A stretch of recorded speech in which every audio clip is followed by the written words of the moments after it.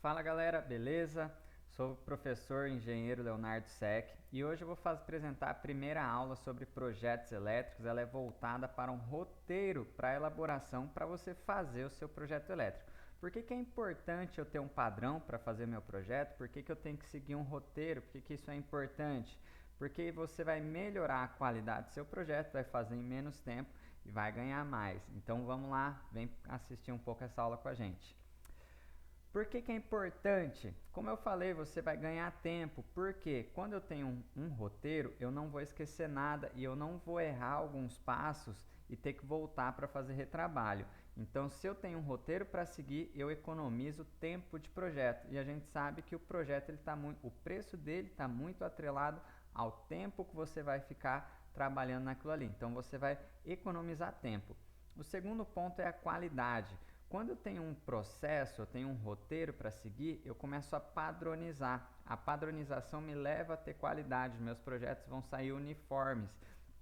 Quer dizer que eu não vou esquecer nada que eu preciso, não vou ficar inventando coisa que não tem necessidade, eu vou fazer o que precisa e eu vou seguir um passo a passo. Então eu tenho padronização e isso aumenta o valor do meu projeto. Não é o preço, é o valor, porque ele é um projeto de um nível maior. E aumenta o meu lucro. Por que ele aumenta o lucro? Eu vou fazer em menos tempo, eu vou garantir qualidade, eu vou subir o valor dele e eu vou entregar algo bom em um prazo menor. Isso é só lucro para o cliente e para você, né? Todo mundo ganha nessa relação, porque o seu projeto vai ser bom, vai ser eficaz, vai ir para a obra do jeito que precisa ir e não vai ter erro para o cliente, é muito melhor, porque normalmente os projetos não têm um prazo muito folgado. Então, você precisa ter um roteiro para fazer seus projetos. Mas vamos lá para os passos. Eu trouxe 9 passos para a gente estudar, porque eu sigo, eu prefiro seguir para fazer os meus projetos. E se você quiser, se quiser acrescentar ou tirar, fica à disposição, mas vem comigo para a gente ver esses detalhes. O primeiro passo sempre é estudar a prancha arquitetônica. Por que eu preciso estudar a prancha arquitetônica? Você precisa entender o lugar que você está indo fazer esse projeto. Vamos pegar esse exemplo aqui, é uma casa onde a gente fez um projeto dela, projeto elétrico, no projeto da casa não é nosso. Vamos entender ela. Ó. Eu tenho uma sala com pé direito duplo, é um sobrado, eu tenho uma área grande aqui ao redor dela, né? Quem sabe o dono pode querer fazer uma piscina ou fazer um parquinho mais para frente, não sei. Aqui a gente já consegue observar, ó, na planta de piso do pavimento térreo, não tem nada aqui, mas eu tenho aqui uma laje, ó, saindo da escada, uma parte superior. Tem alguns detalhezinhos que você precisa estudar arquitetura antes. Você precisa entender a planta arquitetônica para conseguir chegar a soluções melhores. Quando a gente pega um projeto e sai fazendo na louca, você vai ter que voltar e refazer, porque você vai passar alguma coisa batida, você não entendeu, tem um jeito de fazer melhor. Então, sempre, primeira coisa é estudar a prancha arquitetônica. O segundo ponto é indicar os pontos de carga. Aqui já está aquela prancha com os pontos de carga. Por que isso daqui é importante? Porque eu preciso saber onde que eu vou ligar, onde que vai ter um ponto de tomada, onde que vai ter um interruptor. Por quê? Porque é o teu objetivo, ligar essas coisas no seu projeto. Isso normalmente vem da arquitetura, em alguns outros projetos fica a critério do projetista da parte elétrica fazer essa definição, mas você tem que definir. Então, onde que vai ter o que? Você precisa definir porque isso começa a se atrelar a vários outros pontos do projeto. Então, define onde você vai querer um ponto de tomada, um ponto de chuveiro, um ar-condicionado, né, as tugs, as tuis, para você conseguir fazer um projeto mais eficiente. Nosso terceiro ponto é definir o tipo de aterramento. Por que isso aí é importante? Se eu não definir, na verdade a norma, a NR10, ela já fala que você tem que definir o tipo de aterramento, tem que vir de projeto isso aí. Então já é uma obrigação sua como projetista, que você tem que atender além das 5410 a NR10, você tem que atender elas. Então tem que constar qual que é o tipo de aterramento. Normalmente a gente usa um TNC para residências, mas tem que definir. Tem alguns clientes que têm preferências, né? Aqueles que já entendem mais, outros não, mas tem que constar no teu projeto, porque isso vai impactar diretamente nas proteções de DR, DPS, vai impactar diretamente no quantitativo, como vai ser o seu neutro, como vai ser o seu terra dentro do seu circuito. Então você precisa definir qual vai ser o aterramento. O quarto ponto é atribuir a potência às tomadas e separar os circuitos. Aqui está naquela mesma planta, aqui eu já atribuí as potências. Como a gente pode ver, tem umas que são 600 VAs, outras são 100 VAs. Isso vem lá da norma. Por quê? A norma fala que para áreas molhadas, as 3 primeiras têm que ser de 600, as outras de no mínimo 100.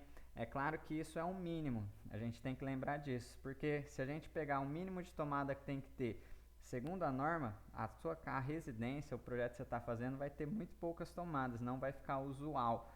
E a chance de ter gambiarra em cima depois, uns ajustes técnicos, vai ser muito pior. Então você, como projetista, tem que atribuir as potências às tomadas seguindo a norma e fazendo uma distribuição correta, é claro. E já começar a separar circuitos, separar, por exemplo, a sala, a cozinha, a área de serviço em circuitos diferentes, para não ter problema lá na frente, para ter um equilíbrio também na distribuição das potências. Nosso quinto ponto é definir o quadro de distribuição geral e os demais quadros. Aqui na nossa prancha tem aqui, ó, 2 quadros, um é de força e um é de lógica, e o meu padrão ele está aqui, nesse rumo. Por que isso é importante? Porque o quadro ele vai receber os maiores cabos, né, os cabos mais grossos. Então isso tem um impacto direto no custo para aquela obra. E se ele não estiver num local estratégico, eu vou gastar mais cabos indo para os outros pontos. Então a determinação do quadro, do local dele é muito importante para você ter um projeto mais eficiente e economizar. E é claro que ninguém quer ficar olhando para um quadro elétrico numa casa, ele tem que ser num lugar estratégico ali, que ele vai atender NR10, que ele vai ser num local onde tem ergonomia para quem for trabalhar nele, e tem que ser um local que não vai ficar exposto, não vai, nenhum design de interiores vai querer um quadro no meio da sala, um quadro elétrico. Então tem que ser um ponto estratégico. O nosso sexto ponto é a distribuição de eletrodutos. Aqui a gente vê os tracejados, como eu tinha feito ali uns rabiscos, né? É subterrâneo, embutido no piso. Os outros são embutidos na alvenaria, seja forro ou seja laje.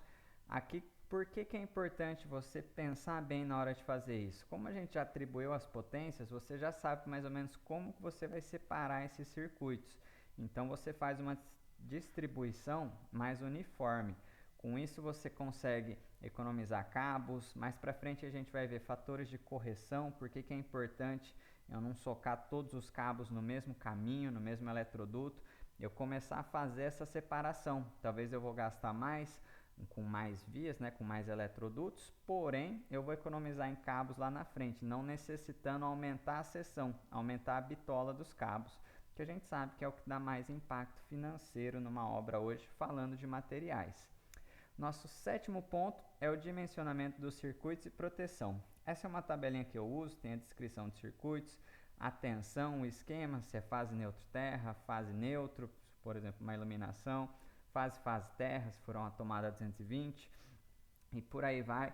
Então aqui é importante você ter a sua tabela para você montar ela e você ver, talvez comece a ser mais interessante você estar com um circuito muito no limite ali, você dividir ele, abrir mais um circuito, fazer algo diferente para não ter problema, e você já faz a proteção para aquele cabo, você já começa a ter essa noção de um unifilar, uma definição mais de proteção, mais técnica, né? Antes a gente estava muito atrelado, como que eu posso dizer? A gente estava passando as coisas, aqui a gente está começando a fazer uma definição mais crítica, né? Então aqui você começa e aí nós vamos para a oitava etapa, que é verificar a necessidade de correção. Por quê? A 5410 ela traz o FCA e o FCT, é a correção por agrupamento e a correção por temperatura. Nós temos também a queda de tensão. Por que eu preciso verificar? Porque talvez eu tenha que alterar o diâmetro do meu eletroduto, talvez o cabo para a corrente projetada ali, ele estava atendendo, mas com os fatores de correção ele começa a não atender. Então, ou a distância ficou muito longa, eu preciso aumentar a bitola por causa da queda de tensão. Eu começo a ver se necessita de correção o meu projeto. Se sim ou se não, por quê?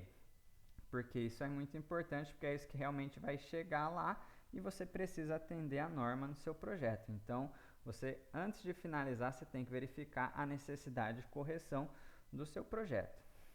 E a nona etapa é o memorial descritivo. O que é um memorial descritivo?